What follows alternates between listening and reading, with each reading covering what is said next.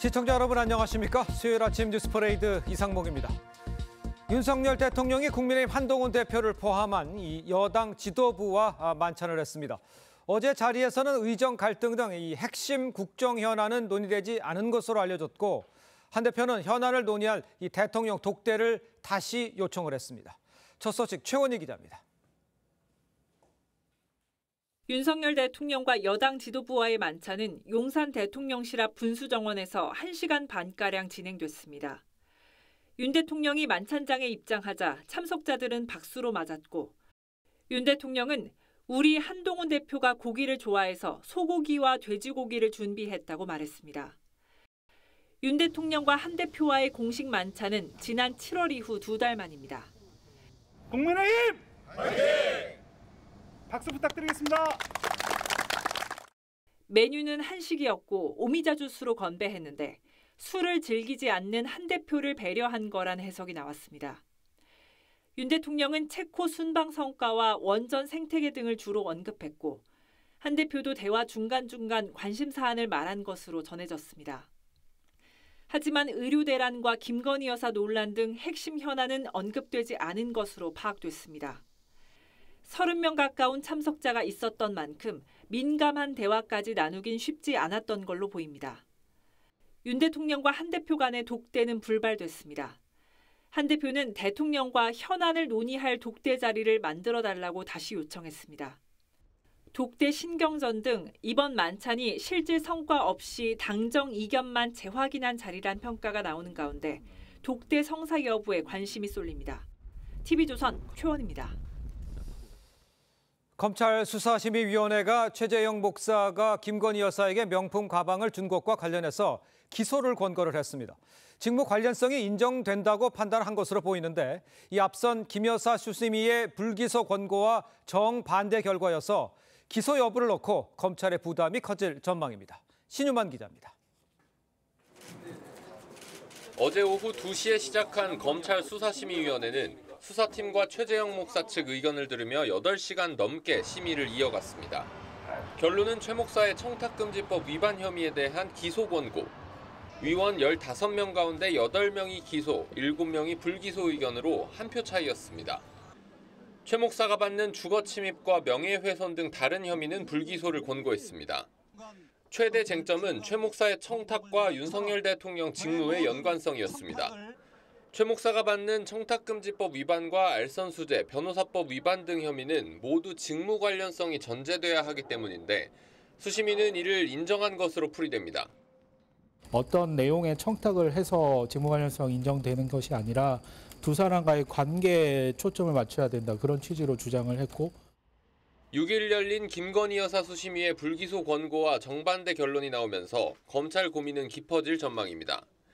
수심위 의결은 권고여서 두 사람 모두 무혐의 결론을 내릴 수 있지만, 그동안 수심위 기소 권고를 무시한 적이 없어 부담입니다. 각 수심위 권고대로 김 여사는 무혐의 처분하고 최 목사는 기소하는 것도 법리상 쉽지 않습니다. 김 여사와 최 목사 기소 여부는 심우정 검찰총장이 최종 결정합니다. TV조선 신유만입니다. 네, 금융투자 소득세 시행을 앞두고 민주당이 공개 토론회를 개최한 가운데 한 의원이 하락장에 투자하라는 식의 발언을 해 논란이 일고 있습니다. 해당 의원은 주가 하락의 변수를 비꼬았다고 해명했지만 각종 온라인 사이트에선 개미 투자자들의 성토가 끊이지 않고 있습니다. 최영국 기자의 보도입니다. 민주당은 금투세 시행 여부를 두고 경론을 펼쳤습니다. 금투세 실시해서 투명한 증시 만들고요. 상법 개정으로 부스트업 성공시키는 것이 우리 당의 현명한 전략입니다. 소득 있는 곳에 세금 있다는 원칙은 국세청의 구호가 될지는 몰라도 국민의 자산 증식을 도와야 할 정당의 가치는 될 수 없다고. 하지만 이 과정에서 금투세 시행을 주장한 김영환 의원의 발언이 논란이 됐습니다. 그렇게 우하향된다고 그 신념처럼 이렇게 가지고 계시면 인버스 투자하시면 되지 않습니까? 인버스 투자는 주식 하락에 투자하는 것으로 주가가 떨어질수록 돈을 버는 상품입니다. 해당 발언이 알려지자 각종 온라인 커뮤니티와 민주당 게시판, 김 의원의 SNS엔 투자자들의 반발이 이어졌습니다. 나라 망하는데 돈을 걸라는 게 국회의원이 할 소리냐, 내 귀가 잘못됐는지 의심했다는 내용들입니다. 국민의힘 한동훈 대표도 민주당은 대한민국의 인버스에 투자하자는 것이냐고 비꼬았습니다. 논란이 확산되자 김 의원은 인버스 투자를 권유한 것이 아니라 주가 하락의 변수가 많다는 점을 비꼬아 답한 것이라고 해명했습니다. 당내에선 토론으로 당론을 정하겠다는 당초 취지와 달리 특정 발언만 주목을 받으면서 역효과만 불러왔다는 지적이 나왔습니다. TV조선 최원국입니다. 네, 맨 앞에 앞서 전해드린 대로 윤석열 대통령 어제 이 국민의힘 지도부와 용산 대통령실에서 만찬 회동을 가졌죠. 이 자리에 참석을 했던 이 국민의힘 곽규택 수석 대변인 연결을 해서 어제 회동 분위기 어땠는지 좀 자세히 들어보도록 하겠습니다. 의원님 나와 계시죠? 네, 안녕하십니까? 네, 곽규택입니다. 안녕하세요. 예. 네네. 자, 만찬에 앞서서 이제 독대 요청 문제도 있었고 이 당정 간의 신경전이 있었다 이렇게 이제 전해지잖아요. 어제 네네. 먼저 분위기가 어땠는지 좀 전해주십시오.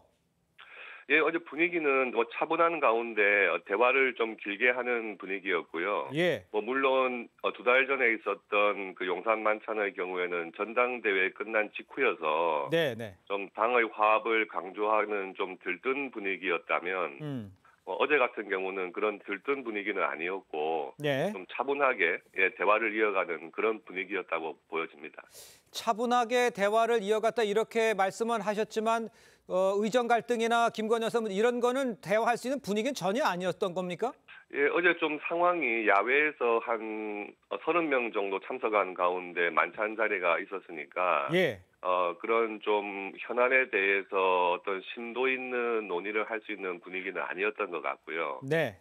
예, 그래서 이제 한동훈 대표는 끝난 이후에도 좀 별도로 대통령과의 자리를 시간을 좀 요청했던 이유가 좀 그런 데서 연유한 것으로 보여집니다. 알겠습니다. 지금 7월 24일 만찬 얘기를 하시면서 지금 화면에도 계속 나오고 있는데 사진만 네. 나왔어요. 시간도 짧아졌고 영상도 공개가 안 됐어요. 이건 어떤 의미가 있다고 보십니까? 현장에서 어떻게 느끼셨어요? 예, 거기에 뭐 큰 의미를 둘 수는 없을 것 같고요. 예. 어제 그 만찬 장소는 이전 만찬 장소하고 좀 틀린 곳이었고, 예. 예, 그리고 이제 그 용산의 어린이 정원 안에 있는 분수 정원이라는 곳이었거든요. 네네. 이제 일반인들도 낮 시간 동안에는 다 출입이 가능한 그런 곳입니다. 예. 예, 그래서 거기가 이렇게 좀 뭐 방송 언론이라든지 뭐 기자분들이 접근하시기에 조금 불편한 면도 있고요. 네네. 예, 그리고 어저께 같은 경우는 야외에서 이제 만찬을 바로 이어가는 그런 장소였기 때문에 아마 뭐 사전 시작하기 전에 언론에 좀 풀을 하거나 이런기는 조금 어려웠던 장소적인 여건이었던 것 같고요. 알겠습니다. 일각에서는 빈손 만찬 아니냐 이런 지적도 있는데 글쎄 지금 전해주신 분위기만 봐서는 크게 의미를 갖고 뭐가 결과가 나왔다 이렇게 보기엔 좀 어려울 것 같아 보이는데 어떻게 평가하세요?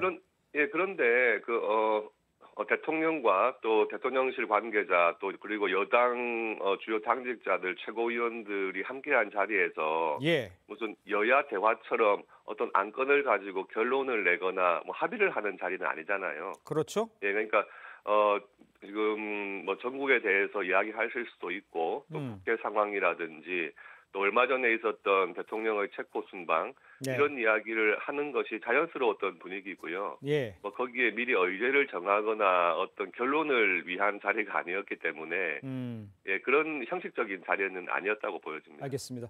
지금 각 의원께서도 좀 전에 얘기해 주신 대로 한동훈 대표가 만찬이 끝나고 나서 재차 독대를 요청했다. 이렇게 얘기를 해 주셨잖아요. 네네. 그런데 이번에도 또 언론에 공개가 됐잖아요. 이게 네. 바른 방법인지 그 대통령실에서 원치 않는 것 같아 보였는데 왜 다시 또 언론에 공개한 겁니까? 언론에 뭐 일부러 공개했다기보다는 예. 어제 만찬 같은 경우에 끝났으면 당연히 언론에서 독대는 어떻게 하기로 하셨습니까 하고 확인하실 거 아닙니까? 그렇겠죠. 예, 그러니까 어제 그 자리에서는 조금 심도 있는 이야기를 못했으니까 예. 별도의 자리를 좀 마련해 줬으면 좋겠다 하는 의사를 전달하셨고 예. 그에 대해서 언론에서 확인을 하시니까 네. 당연히 별도의 독대 자리를 요청했다 이렇게 언론에 말씀을 하신 거죠. 예. 그리고 이제 당연히 그럴 상황이 될 수밖에 없는 게 어저께 뭐 용산 관계자분들도 많으셨고 우리 쪽 참석자도 많은 상황에서 뭐 그렇게 요청하는 게 뭐 비밀스럽게 하신 것도 아니고요. 예, 알겠습니다. 그런 과정에서 자연스럽게 언론에 보도가 됐다 생각하시면 될 것 같습니다. 알겠습니다. 그 일부 언론에서 나오기는 그 대통령실 고위 관계자한테 요청을 했다고 얘기했다고 이제 전해지고 있는데 요청을 네. 했더니 뭐라고 답이 나왔던가요? 혹시 아시는 게 있으신가요? 그 말씀을 들은 분 입장에서는 당연히 대통령께 보고하시겠다고 하셨겠죠. 예. 제가 그 장면을 직접 듣지는 못해가지고요. 예, 알겠습니다. 그런데 이제 어제 만찬 자리가 이제 당정 갈등을 봉합하기에 부족했다 이런 평가도 사실 나오고 있거든요. 앞으로 당정 관계 변화는 어떻게 될지, 어떤 것들이 모멘텀이 될지 이렇게 좀 보시는 게 있습니까? 제 생각에는 지속적으로 뭐 필요할 경우에는 언제든지 형식에 구애받지 않고 그런 대화할 수 있는 시간들과 기회들이 자주 있어야 될 것 같아요. 예, 그리고 지금 현재 또 정기 국회 중이고 또 예산 관련된 국회도 진행될 예정이고요. 네네. 또 국민의힘에서 관심을 가지는 법안들, 또 정부가 또 국회에 뭐 요청할 사항 이런 것들이 늘 있기 때문에 네. 자주 좀 대화할 수 있는 기회가 주어졌으면 당정 화합에 도움이 되지 않을까 하는 생각입니다. 그러니까 지금 말씀하신 대로 불편하지만 계속 만나야 되는 이런 상황인데 지금 그렇습니다. 상황으로 네네. 봤을 때 그 짧은 시간 내에 독대가 이루어질 수 있을 거라고 전망을 하시는지 좀 여쭙고 싶네요. 예, 뭐 멀리 있는 것도 아니고요. 네네. 뭐 가까이 계시는 사이니까. 네. 네, 언제든지 또 여당 대표와는 대통령과 또 만나실 기회는 있지 않을까 기대를 합니다. 알겠습니다. 자, 오늘 말씀 잘 들었습니다. 지금까지 국민의힘 곽규택 수석 대변인이었습니다. 감사합니다. 네, 감사합니다. 네, 계속해서 패널 두 분과 함께요. 정치권 소식을 지금부터 좀 자세히 좀 짚어보도록 하겠습니다. 윤기찬 국민의힘 법률위 부위원장, 김정욱 전 민주연구원 부원장과 함께하겠습니다. 안녕하세요. 네, 반갑습니다. 자, 조금 전에 이제 곽규택 수석 대변인이 이제 어제 만찬 분위기를 좀 전해줬는데, 글쎄요, 모여서 지도부와 이제 얘기를 하는 것은 다 편안하게 할 수 있겠지만 현안이 지금 급박한 현안들이 있는데 지금 이렇게 흘러가는 분위기는 어떻게 평가를 하는 게 맞습니까? 일단 그 현안에 대해서 밀도 있는 얘기를 나누기에는 아직 성숙되지 않았다. 이런 의사표시를 무건중에 했다라고 저는 생각이 되고요. 예를 들면 그 의사분들 증언 문제 관련돼서 지금 비정상되고 있는 응급실 문제 이런 문제 등은 당사자 또 하나 있잖아요. 의료협회라는 게 또 하나 있기 때문에. 그렇죠. 거기에 관련된 의견 수렴 절차나 입장이 명확하지 않은 상황이고 그다음에 한동훈 대표와 대통령 간에 약간의 인식 차이는 있는 것 같아요. 대통령은 지금 의사협회 쪽의 입장을 수용하다 보면 개혁이 자초될 것 같다. 그런 입장이고 한동훈 대표는 어쨌든 의사협회 등을 의료 협상 테이블로 끌고 와야 된다. 이게 우선이다. 아마 이런 인식 차이가 있는 것 같고 그러니까 목표는 같은데 양자가 수단과 방법, 절차 면에서 약간 다른 것 같습니다. 그리고 대통령실 입장에서 보면 이제 한동훈 대표가 당내 의견 수렴 과정을 쭉 거쳐가지고 그다음에 이제 농축된 안을 갖고 와서 어느 정도 성과시 나가야 되잖아요. 여기서 뭐 또 반목이 있거나 서로 갈등이 있거나 이런 모습들이 나가면 안 되기 때문에 아마 독대의 성과 문제 측면에서 조금 주저하는 것 같다라는 생각이 듭니다. 알겠습니다. 민주당에서는 대통령이 안 만나주는 독대 안 하는 게 옹졸하다 뭐 이런 평가도 있었는데 민주당에서 봤을 때는 어떻습니까? 그러니까 시작부터 삐그덕거리기 시작한 거죠. 그러니까 저도 전례가 없이 독대를 요청했다는 걸 저희 집권 여당에서 공개를 하고 또 공개적으로 대통령실은 그럴 생각이 없다라고 얘기하는 것 자체가 국민들에게 신뢰감을 주기 어려운 시작이었다는 생각이 드는 것이고요.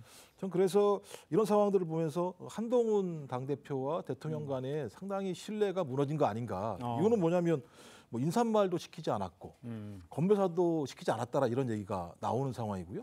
그 이후에 한동훈 대표 같은 경우 독대를 재요청을 했는데 재요청하면서 한 얘기가 뭐냐면 언론에 공개해도 무방하겠느냐 이렇게 질문했다는 거 아니겠습니까? 저는 이 정도라면 신뢰관계가 많이 훼손됐다는 거 하나 하고 이 국민이 다 보시는 거잖아요. 저는 좀 매우 한가해 보여요. 말씀하신 의료 대란 문제, 그다음에 민생 물가 문제, 그다음에 대통령 부인에 대한 리스크, 그다음에 지금 그 국정운영 지지율이 최저 상황으로 가고 있는 거라면 매우 좀 진중하고 이 상황에 대해서 국민에게 집권 여당과 정부가 무엇을 할 것인가라는 논의보다는 30여 명 정도가 모여서 그냥 식사만 하는 자리였었고 대통령이 얘기했다는 내용도 대표가 뭐 고기를 좋아하니까 뭐 이런 얘기가 나온다라는 상황을 보면 이 사태에 대해서 집권 여당과 정부가 어떤 생각인가라는 부분에서 국민들이 좀 매우 예를 들면 실망할 만한 어떤 1시간 30분간의 식사 모임이었다고 생각을 합니다. 알겠습니다. 근데 혹시 국민들이 오해하실까 봐 이게 네. 이제 시스템은 돌아가는 거예요. 그러니까 당정회의도 있고 고위당정회의도 있고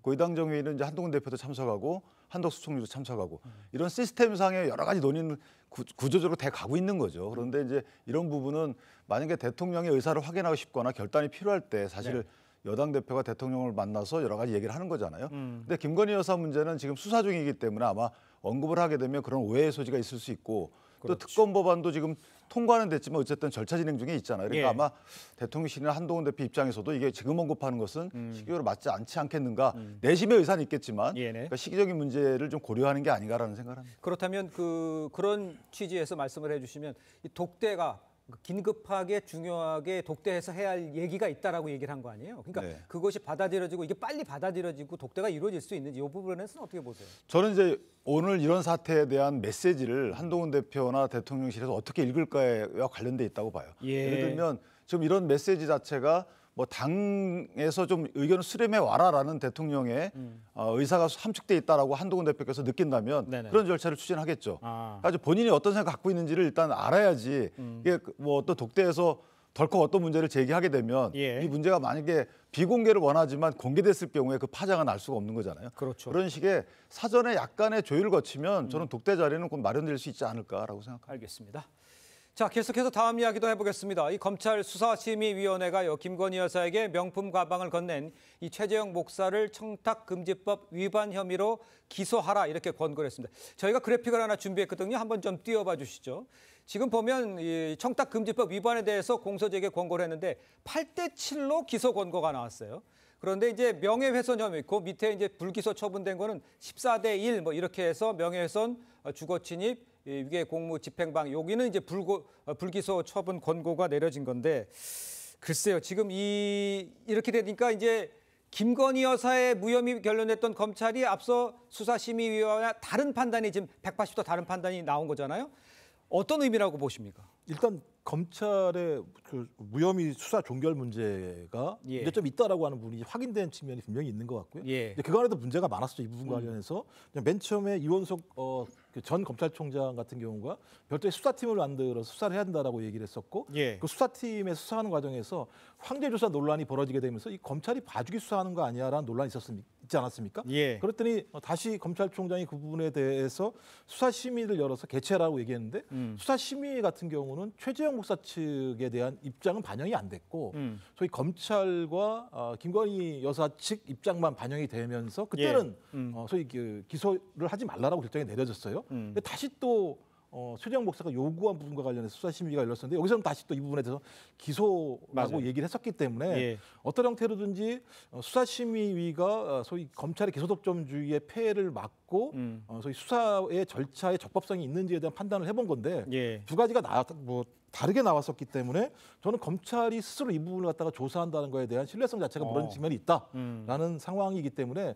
앞으로 어떤 결정이 날지 모르겠습니다만 어떤 형태로든지 이런 저간의 상황은 저희 특검이 아니고서는 이 문제에 대해서 객관적인 진실을 밝히기 어렵다라고 하는 측면에 대한 좀 국민적 여론이 더 커지지 않을까 생각을 합니다. 알겠습니다. 그 지금 언급을 좀 해주셨습니다만 앞서 이제 검찰 수사팀이 직무 관련성이 없다라고 판단한 건데 어제 이제 수사심의위의 결론이 해석이 달랐던 거 아니에요?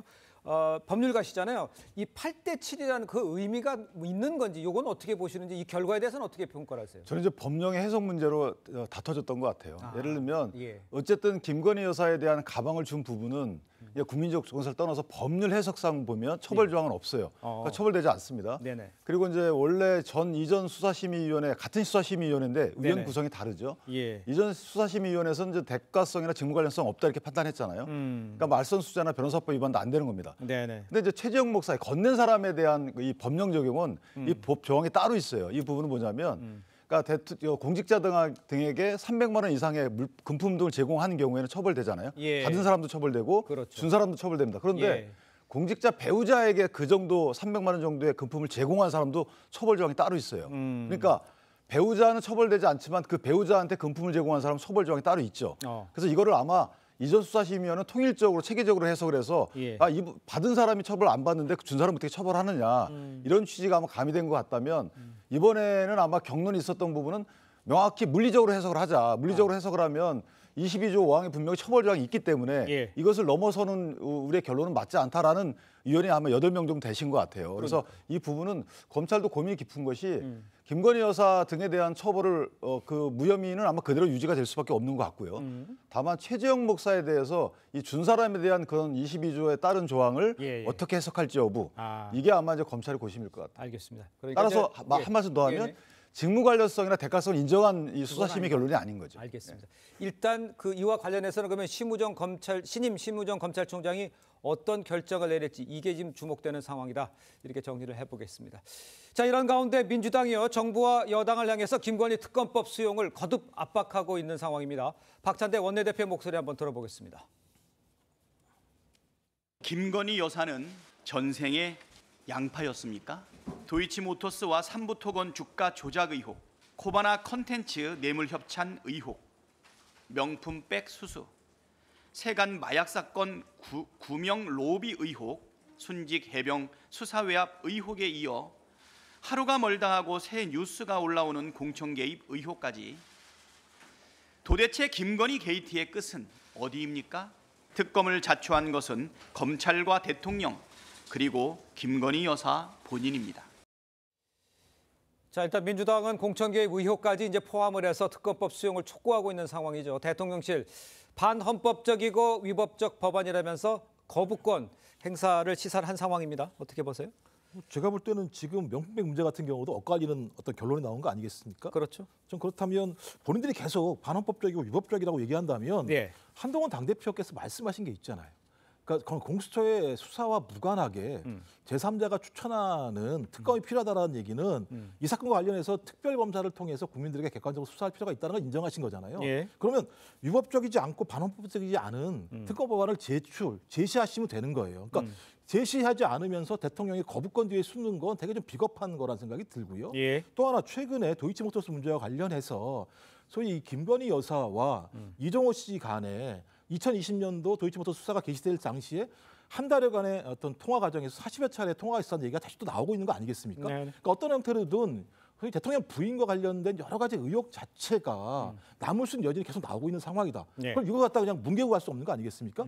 그러면 지금 제가 볼 때 검찰은 신뢰할 수 없다면 특검을 통해서 갈 수밖에 없다라고 하는 여야 간의 공감대랑 어떤 공통의 어떤 교집합이 있다고 한다면 안을 좀 제출하셔가지고 토론을 하시면 되는 문제인데 안은 내지 않으면서 계속 야당이 제기하고 있는 것은 반헌법적이라고 말씀하시면 제가 볼 때 결론적으로 대통령 입장에 제가 볼 때 여당이 그냥 무임승차하는 것밖에 안 되는 상황이어서 좀 한동훈 당대표가 기계 있게 당대표 선거에서 말씀하셨던 내용들을 구체적으로 실천하시면 될 문제다 이렇게 생각을 합니다.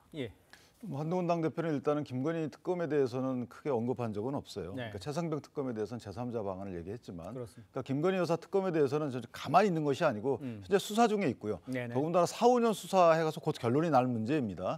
두 가지 문제는. 그리고 뭐 양평고속도로 이런 부분은 수사 단서가 저는 상당히 빈약하다라고 보는 것이고 공천 개입 의혹 이 부분도 아마 뭐 현재까지 단서에 대한 수사 결론이 나와야 될 거 아니겠어요? 현재까지 보면 본인의 입장이 나오지도 않은 상황에서 특검을 한다는 것은 일단 수사 시작을 그렇게 하겠다는 거고 마지막 하나는 대통령실 입장에서 보면 민주당이 의혹을 제기해놓고 본인들이 수사검사를 정해서 하는 특검이라는 거죠. 그러니까 이것은 안 맞다는 거기 때문에 늘 지금 민주당 모든 특검은 이런 식입니다. 수사 문제 제기하는 자와 그다음에 수사검사를 지명하는 자가 똑같아요. 이런 식의 특검은 이거 오히려 중립성을 훼손한다. 공정성을 훼손한다 이렇게 생각합니다. 알겠습니다. 자, 다음 소식 짚어보겠습니다. 민주당이요 내년 1월 예정된 이 금투세 시행 여부를 두고 토론회를 열었습니다.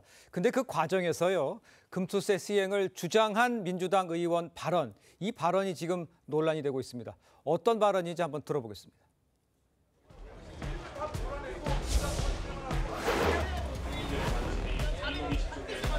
국민들 쫓아내고 의원끼리만 하면 뭐합니까? 어느 당에서 왔어? 이런 식으로 또 입을 틀어 막네요. 도입해야 한다고 하는 쪽이나 대부분이 증시 상승기에 양도세를 도입했습니다. 침체기에 신규 세금을 도입하고도 아무런 부정적 영향이 없었던 사례가 있다면 제시해 주십시오. 그렇게 우하향 된다고 그 신념처럼 이렇게 가지고 계시면 인버스 투자하시면 되지 않습니까? 주식시장은 주가가 내려도 이득을 얻는 분들이 계십니다. 자, 지금 김영환 의원이죠. 인버스 투자, 그러니까 주식 하락에 투자하는 것으로 주가가 떨어질수록 돈을 버는 상품이잖아요. 김영환 의원 발언 저것 정말 적절치 않다. 그러니까 이제 개미 투자들이 많이 화냈다. 이렇게 이야기하시는 분들 많은데 어떻게 들으셨어요? 인버스 투자는 사실은 주식 투자 완전 전문가들이 하는 투자잖아요. 고수들이 하는 거죠. 그럼 이제 민주당이 계속 이런 얘기하면서 뭐 기관 투자자 등을 위한 뭐 법이기 때문에 폐지하게 되면 그분들한테 이익이 되기 때문에 안 된다라는 논리하고 또 안 맞는 거고 어쨌든 원래 이 법이 도입될 당시에는 주식 투자 활성화가 목적이었어요. 과세 합리화하고. 근데 주식 투자 활성화에 저해되기 때문에 지금 유예 또는 폐지 논의가 나오고 있는 거잖아요. 저런 말씀하시게 되면 글쎄요, 주식 시장이 하향 곡선을 그리는데 주식 투자 활성화라고 저희가 표현할 수 있을까요? 과세 합리화 차원에서도 이게 거래세가 있기 때문에 이중 과세다라 이런 비판이 있는 거죠. 저는 또 마지막으로 지금 민주당에서 저런 설명회를 여는 것은 토론회를 여는 것은 저게 이제 폐지라는 건 없잖아요. 그러니까 어떻게 보면 폐지를 원하는 국민의 심의 주장을 그냥 막아버린 거예요. 그러니까 유예냐 아니면은 시행이냐인데 문제는 2020년도부터 지금 5년간 유예되는 법안이 과연 이게 법안으로서 가치가 있는가. 본인들이 유예하게 되면 이건 사실 폐지되는 게 맞거든요. 스스로 폐지가 정당하다고 인정하는 꼴이기 때문에 이것은 유예냐 시행이냐가 아니고 폐지까지 넣어서 당론을 결정하는 것이 맞다. 이렇게 생각합니다. 알겠습니다. 폐지까지 넣어서 당론을 결정해야 될 토론회였다. 이렇게 말씀해 주신 것 같습니다. 그런데 지금 토론회 전부터요. 이강인 의원이 토론은 역할극의 일부다. 뭐 이렇게 발언이 있었죠. 그다음에 오늘 김 의원 인버스 투자하라. 뭐 이런 발언까지 나왔습니다.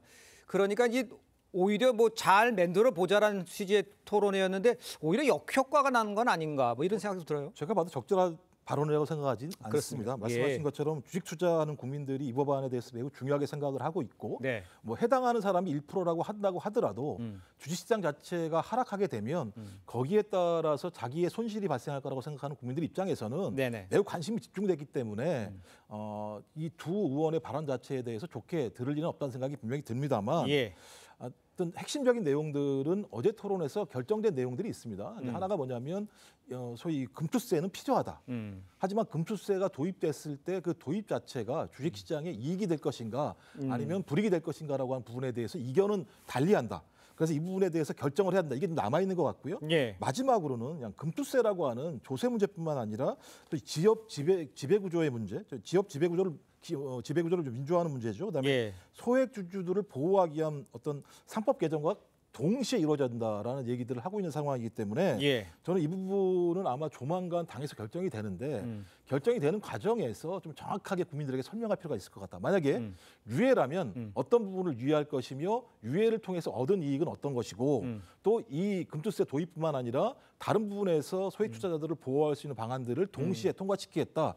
이런 내용들을 좀 패키지로 제시를 해서 국민들의 우려를 좀 줄일 필요가 있다는 생각이 들고요. 그런 방향으로 가는 것은 저는 하나의 좀 좋은 선례라는 생각이 들어요. 그러니까 당이 그냥 일방적인 입장만 정하는 게 아니라 서로 쌍방이 다른 입장들을 토론했다라고 하는 측면에서는 좀 민주적 절차를 거쳤다는 생각이 들기 때문에 여기에 대한 결정 과정을 국민들에게 충분히 설명을 해나가는 과정이 앞으로 남아있다고 생각합니다. 그 결정 과정을 설명하면서 해야 된 당에 이제 결정을 해야 된다고 말씀하셨는데 결정적인 거는 유예를 이야기한 그 이재명 대표의 이제 결단이 중요한 상황이잖아요. 어떻게 해야 될 것 같아 보이세요? 제가 볼 때는 대체적으로 유예 쪽으로 갈 가능성이 좀 높다고 봐요. 그러니까 지금 진성준 정책위장이 얘기하는 건 뭐냐면 과거에 거래세라고 말씀하시는 게 이제 손실에 대해서도 과세를 했던 거잖아요. 거래를 하는 거니까 이제 이익을 낸 사람에게만 과세를 하려고 하는 거다. 그렇기 때문에 전체적으로 주식시장에는 우려가 없다라고 본원적인 입장에 대한 금투세 입장을 얘기했었습니다만 시장의 우려는 분명히 있는 거잖아요. 그럼 그 시장의 우려들을 얼마만큼 충분하게 받아들여서 그분들이 금투세 도입에 대해서 우려를 좀 덜 할 것인가라는 측면에서 유예 문제에 대해서는 조세 정황에 대한 민주당의 좀 정확한 판단이 필요하다. 그리고 거기에 대해서는 아마 이재명 당대표의 입장이 과거에 나왔었죠. 유예 입장이 있기 때문에 좀 그런 방향으로 가지 않을까 저는 생각을 합니다. 국민의힘의 입장에서는 뭐 저렇게 짧게 유예하느니 차라리 폐지가 맞다 이렇게 주장하시는 거잖아요. 역대 이 법령 중에 그 시한부 효력을 갖고 있는 한시법은 있을 수 있어요. 이게 시행되고 나서 일몰법이라고 저희가 하죠. 언제 끝나는 법. 근데 이렇게 유예를 5년간 하는 법안이 어디가 있습니까? 그리고 이 법안 성안할 때 2019년도 기준으로 보면 그때 주식시장보다 지금이 더 안 좋아요. 그리고 투자자 같은 경우에 외국 투자를 많이 더 늘어났고 국내 투자를 많이 이탈을 한 상황이거든요. 거기다 주식 투자를 실제 하고 있는 분들도 800만에서 1,400만 원으로 급격히 늘었어요. 예. 자, 이런 상황 주식 시장의 변화를 감안해 볼 때 금투세가 원래 하고자 했던 목적, 제가 아까 말씀드린 대로 투자 활성화, 과세 협력 이 두 가지 다 입법 목적을 달성할 수가 없는 거거든요. 그렇기 때문에 이걸 폐지해야 되는데 이걸 다시 유예하자. 저는 솔직히 대선을 위한 이재명 대표가 아니다 이렇게 봅니다. 왜냐하면 이것도 잃고 싫고 저것도 잃고 싫고. 그러니까 저는 개인적으로 그런 식의 정치보다는 결단하시는 게 맞지 않겠는가. 알겠습니다. 한 가지 말씀드리면 이제 모든 사안이 나오면 이재명 당대표의 대선을 연결을 시켜요. 그렇게 따지면 한동훈 대표의 모든 행위나 모든 발언, 모든 정책도 마찬가지라고 볼 수밖에 없기 때문에 이런 비판 자체는 제가 볼 때는 매우 뜬구름 잡고 근거도 없는 거다라는 생각이 들고 금투세 도입에 대한 내용들로 한정돼야 되는 거죠. 안 그렇게 되면 저희 과거 같은 경우 예를 들어 사법 리스크 가지고 2년을 끌고 왔었는데 지금도 마찬가지죠. 앞으로는 사법 리스크가 해독이 되면 모든 정책을 이재명 당대표 대선을 위한 행보 아니냐 이렇게 말씀하시게 되면 토론 자체가 이제 힘들어지죠. 제가 그 말씀 왜 드렸냐면 이재명 대표께서 뭐 그래서 중도적인 입장을 취하는 건지 모르겠는데 의료 관련된 것도 그래요. 본질적으로 개혁엔 동의한다라고 말씀하시면서 다 열려있는 자세로 논의를 새로 시작하자라고 해요. 그러니까 이게 앞뒤가 안 맞는 양립 불가능한 말씀들을 하고 계신 거 이것도 마찬가지입니다. 이재명 대표가 하시는 그 이유하고 유예 안 하고 또 앞뒤가 안 맞는다고 저는 해석이 되거든요. 그렇기 때문에 국민들에게 명확하게 이걸 시행할 거냐 폐지할 거냐 아니면 유예할 거냐 입장을 명확히 전달하시고 의원들에게 저렇게 역할극 나눠서 할 것이 아니고 그다음에 의료개혁 그 부분도 마찬가지예요. 국정을 같이 하자면서요. 그렇다면 책임도 같이 지셔야 될 의미이기 때문에 명확히 의사협회에 뭘 촉구하든 정부한테 개혁을 하지 말자고 촉구하든 입장을 명확히 해야 된다고 그런 말씀입니다. 아니 제가 볼 때 문제를 시작한 측에서 문제를 시작해서 문제가 상당히 난항을 겪어요. 그러면 난항을 겪은 사람들이 책임져야 되는 문제잖아요. 근데 갑자기 야당에게 문제 제기를 해요. 이런 방식의 문제 제기가 세상에 어디 있습니까? 의료 대란도 마찬가지입니다. 민주당이 제기했습니까?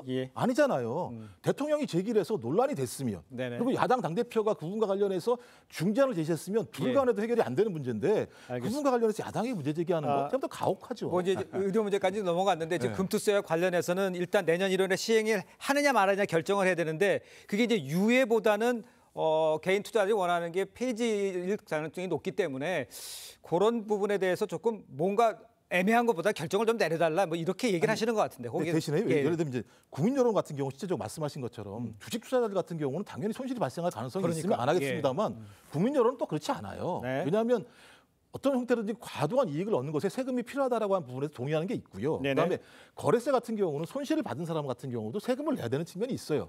거래세는 6조가 거쳐요. 하지만 금투세가 도입되면 1조밖에 안 거치는 부분이 있기 때문에 이 부분은 좀 충분한 토론을 통해서 앞으로 협의할 문제라고 생각합니다. 10초만 제가 말씀드리면 이게 지금 세금이 늘어나잖아요. 별거 아닌 것 같아요. 건강보험 등하고 다 연동이 되거든요. 누진세기 때문에. 그러니까 이 세금 담세자 입장에서 보면 굉장히 민감한 문제라서 얼른 정치권의 책임 있게 결단을 내려줘야 되는 거예요. 시간은 없고 이제는 결단을 내려야 할 상황인 것만은 맞아 보입니다. 두 분 말씀은 오늘 여기까지 듣겠습니다. 고맙습니다. 네, 홍명보 축구대표팀 감독과 정몽규 대한축구협회장이 국회 현안 질의에 출석을 했습니다. 여야 모두 홍 감독 신임 과정에 불공정했다는 것 이거 아니냐 이런 질타를 했는데요. 이임생 축구협회 기술이사는 현안 질의 도중에 사퇴 의사를 밝혔습니다. 장윤정 기자입니다. 국회 문체위 현안 질의에서 여야 의원들은 홍명보 축구대표팀 감독의 선임 과정에 문제를 제기했습니다. 본인이 감독으로 선임된 이번 과정에 대해서 공정하게 이루어졌다고 보시나요? 홍 감독은 자신을 둘러싼 논란에 고개를 숙였지만 특혜나 불공정은 없었다고 해명했습니다.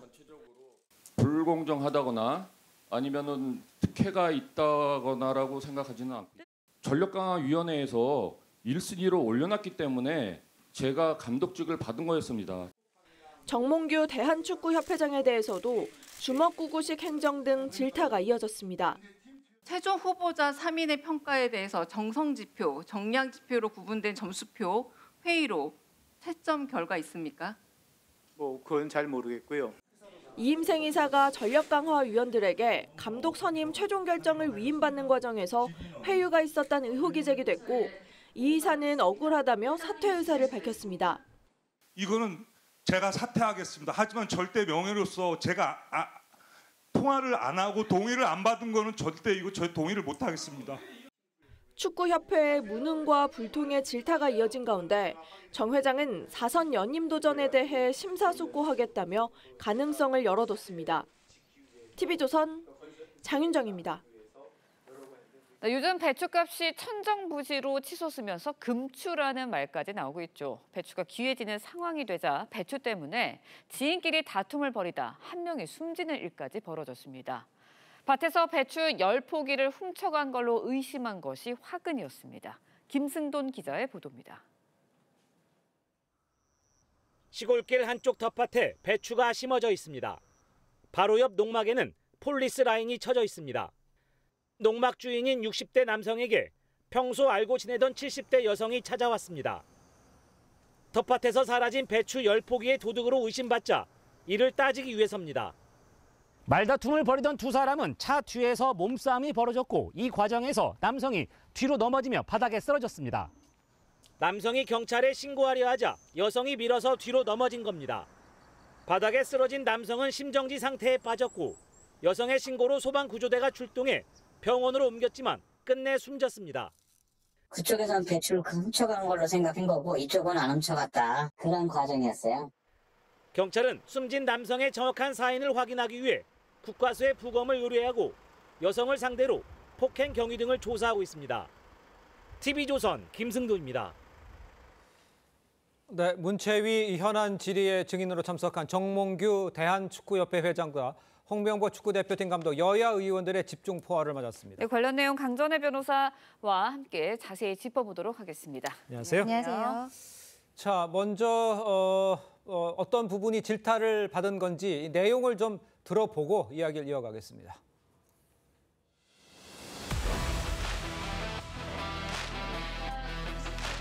절차가 공정하지 못했다는 겁니다. 어떻게 지원 의사도 밝히지 않고 서류도 제출 않고 면접도 안 한 사람을 선정하는 그런 절차가 공정했다고 말씀하십니까? 지금 국가대표 감독집에 먼저 제가 제안을 한 적이 없습니다. 아니, 그럼 제가 1순위로 전력강화위원회에서 올랐다고 해서 저는 수락을 한 겁니다. 최종 후보자 3인의 평가에 대해서 정성지표, 정량지표로 구분된 점수표, 회의로 채점 결과 있습니까? 그건 잘 모르겠고요. 그런데 동네 대모임이다, 동아리만도 못하다라는 생각 일단 들고요. 뭐가 문제인지도 문제의식이 없죠. 공감 능력도 없습니다. 풀어나갈 능력도 없는 거죠.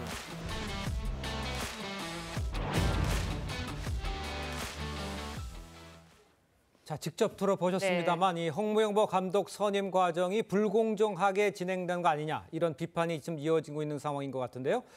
어떤 점이 문제가 있다라고 본 겁니까? 일단은 축구대표팀 감독을 선임하는 절차에 대해서 먼저 말씀을 드려야 될 것 같은데요. 이 감독을 선임할 때는 먼저 축구협회 전력강화위원회에서 추천을 하게 되고요. 그리고 그 이외에 이사회에서 의결을 하게 됩니다. 그런데 이 전력강화위원회에서 지난 6월까지 10차 회의를 하면서 홍명보 감독을 포함해서 외국인 감독 2명, 이 3명을 추천을 한 다음에 정혜성 당시 위원장이 갑작스럽게 사임을 하게 된 거예요. 그리고 그 자리를 이임생 기술이사가 받게 되었는데 이 받게 되면서 감독 선임 전권을 받았지만 이 과정에 있어서 정몽규 회장이 단독으로 결정을 한 것이고 어떤 이사회의 의결이나 이런 것들이 전혀 없었다는 것이죠. 정몽규 회장 같은 경우는 현재 그 절차에 있어서 문제가 없다라는 입장을 보이고 있습니다. 그리고 또 문제가 되는 것은 말씀드린 것처럼 전력강화위원회에서 위원회 자체가 추천을 해야 되는데요. 맞아요. 이게 어떠한 이임생 이사가 전력강화위원 중에 한 명에게 좀 회유를 하는 듯한 이런 문자 메시지가 어제 국회에서 공개가 되면서 이 부분도 좀 문제가 되고 있습니다. 다만 이임생 이사 같은 경우에는 본인의 그 직을 걸면서 본인이 사퇴하겠다라고 하면서 이러한 점은 없었다. 미리 다 동의를 받은 것이다라는 입장을 견지하고 있는 상황입니다. 네, 앞서서도 말씀해 주셨지만 홍명보 감독이나 정몽규 축구협회 회장 모두 감독 선임 절차에서는 특혜나 이상은 없었다라고 주장을 하고 있습니다. 법률적으로 봤을 때 여러 가지 지적들이 나오고 있는 상황이거든요. 납득이 가는 해명인가요? 어제 홍명보 감독 같은 경우에는 국회에 출석을 해서 본인도 축구협회 전무이사 출신이거든요. 그렇기 때문에 이런 절차들에 대해서 본인이 기존에도 잘 알고 있었다라는 이야기를 하고 본인이 선임되는 절차에 있어서는 문제가 없다라고 이야기를 하고 있습니다. 불공정한 것이 없다라는 건데 왜냐하면 본인은 1순위였기 때문이다라고 이야기를 하고 있어요. 만약에 그 같이 3명으로 올라왔던 다른 후보가 1순위였고 본인이 2순위나 3순위였으면 문제가 될 수 있지만 처음부터 1순위였다라는 이야기를 합니다. 다만 이제 10차 회의까지 3명이 추천되는 데까지는 문제가 없었지만 본인이 어제 국회에 와서 이야기를 보니까 11차 회의부터는 어떤 착오가 있지 않았나 이런 생각이 든다라는 이야기는 하고 있거든요. 또 이제 사임을 할 것이냐라는 것에 대해서 국회의원들이 물어봤을 때는 팀을 강하게 해야 하는 의무가 있다라고 이야기를 하면서 사퇴 의사는 밝히지 않고 있습니다. 그런데 이 부분이 과연 질의에 맞는 답이었는지 국민들께서는 조금 의아하게 생각하고 계시는 상황입니다. 그러니까 뭐 절차상의 문제는 없지만 뭐 빵집까지 찾아가서 근처에서만 더 이런 얘기까지 나오고 있으니까 좀 해명이 적절한 해명이 아니었다 이런 지적도 나오고 있던 게 사실입니다. 자, 이런 가운데요. 정 회장의 경우에 축구협회 사유와 의혹에 이어서 접대 골프 논란까지 좀 제기된 상황인데 그러면서도 4선 도전 여부에 직담은 피했어요. 이거 어떻게 해석해야 되는 겁니까? 일단 이것도 규정을 말씀을 드려야 될 것 같은데 체육단체장 같은 경우에는요. 3연임을 할 때부터는 스포츠공정위원회로부터 어떠한 심의를 통과를 해야 됩니다. 그런데 정몽규 회장이 축구협회장으로서 3년임에 통과를 하고 얼마 지나지 않아서 이 공정위 위원장과 다른 위원들 해서 8명 정도를 본인 소유의 골프장으로 이제 초대를 해서 접대 골프를 한 의혹들이 있었던 것이죠. 여기에 대해서 부적절한 것이 아니냐라는 그 의원들의 질문에 있어서 정몽규 회장도 네라고 대답을 한 부분이 있습니다.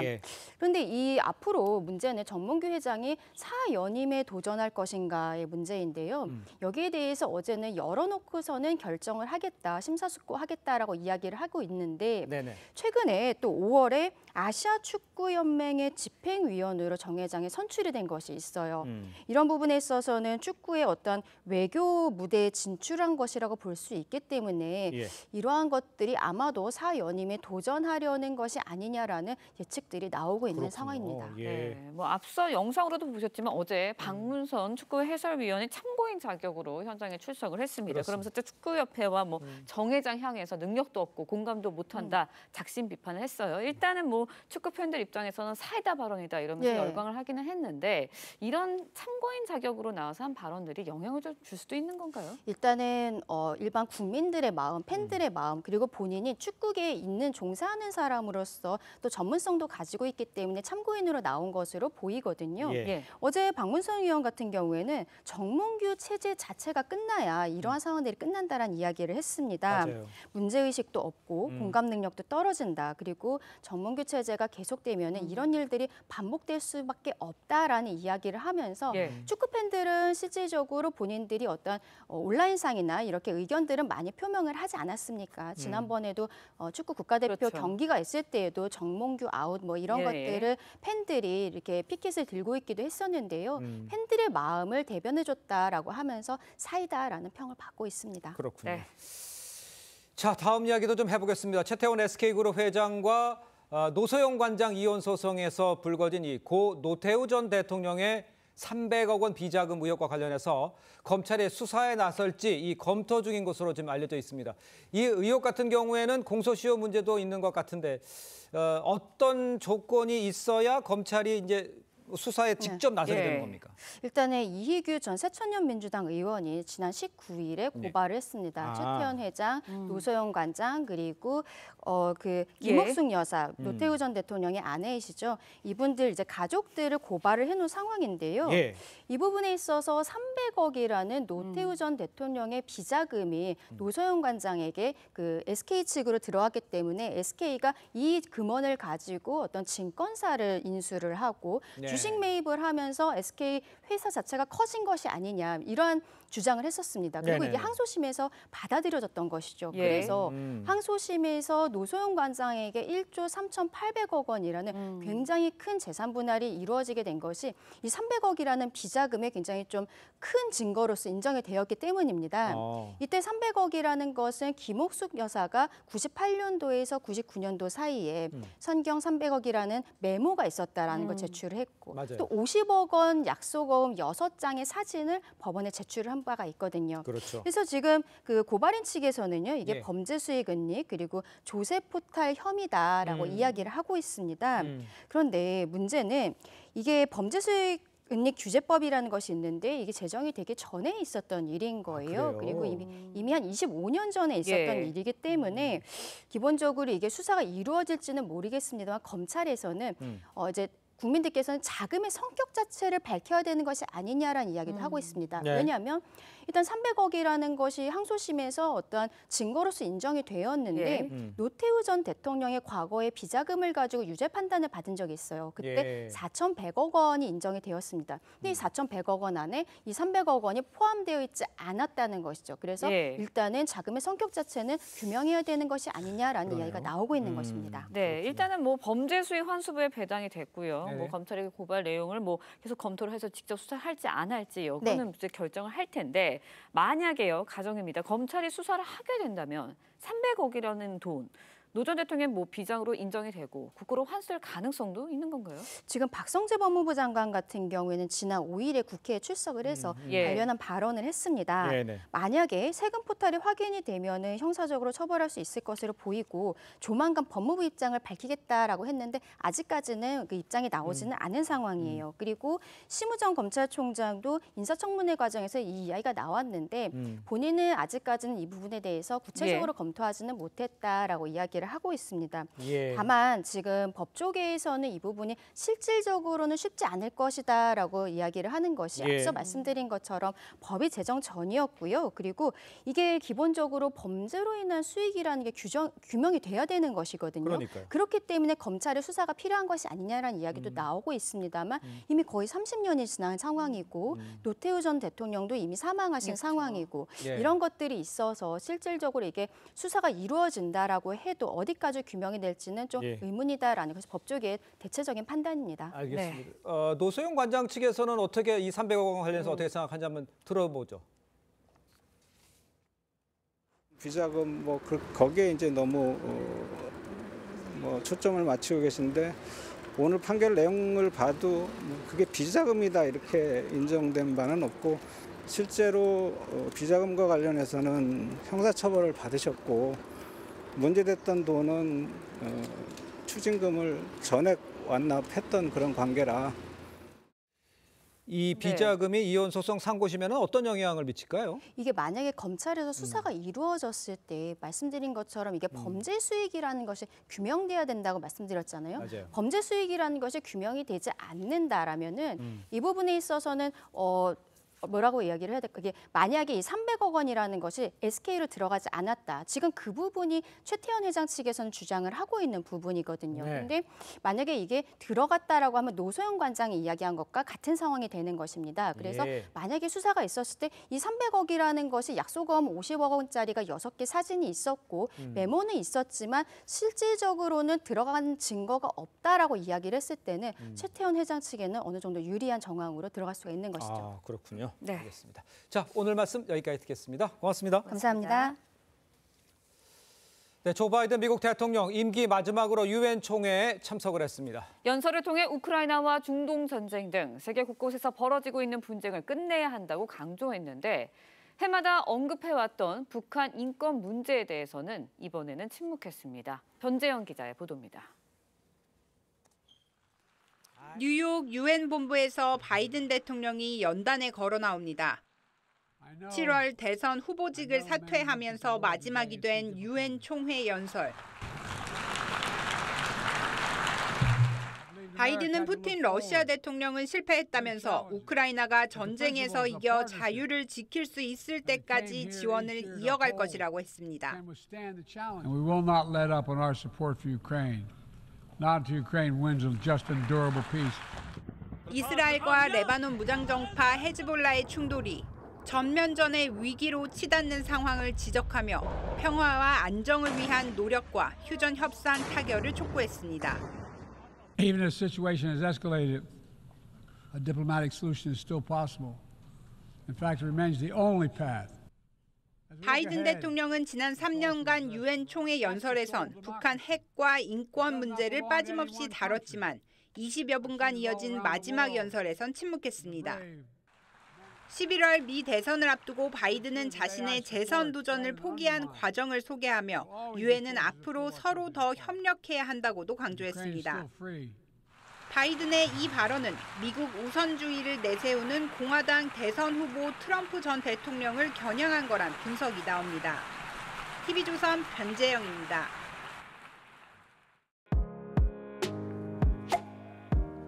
네, 렌즈에 담긴 그 순간 그 의미를 짚어보는 시간이죠. 사진 기자가 선택한 아침의 한 장입니다. 오늘은 조선일보 사진부 박상훈 기자와 함께합니다. 안녕하세요. 오늘 아침에 볼 사진 어떤 건가요? 네, 국립중앙박물관에서 견학 온 학생들이 푸른 하늘을 배경으로 사진 촬영을 하고 있습니다. 추분이 지나면서 어느새 서울에도 쾌청한 가을 하늘이 찾아왔는데요. 낮밤 기온차가 15도까지 벌어지며 일교차도 극심해졌습니다. 24일 아침 대관령은 최저기온이 6.3도까지 내려간 가운데 농민들이 서둘러 대파를 수확했습니다. 네, 전국이 가을 풍경으로 바뀌고 있다고요? 네. 수원시 팔달구 화서공원에는 억새로 은빛 물결이 출렁이고 있습니다. 경기도 여주시 당남리섬에는 황화코스모스가 만개했고 경주 첨성대 인근에는 핑크뮬리가 활짝 피었습니다. 지난 주말엔 평창 백일홍 축제에서 방문객들이 선선한 저녁 시간 화려한 조명과 꽃들을 구경하며 가을 정취를 만끽했습니다. 제주도 애월 새별오름 일대에는 억새꽃이 피고 있네요. 주말 이후부터는 강원도부터 첫 단풍이 시작될 전망입니다. 네, 뒤늦게 찾아온 가을 풍경이 여유로움을 주는 것 같습니다. 지금까지 아침의 한 장이었습니다. 지난 주말에도 늦더위가 이어졌는데 어제는 설악산에 첫 서리가 내렸습니다. 오늘은 어제보다 기온이 조금 높게 출발하고 있는데요. 오늘 아침 서울이 19.2도, 대구는 18.1도 보이고 있고 한낮에는 기온이 10도 이상 크게 오르겠습니다.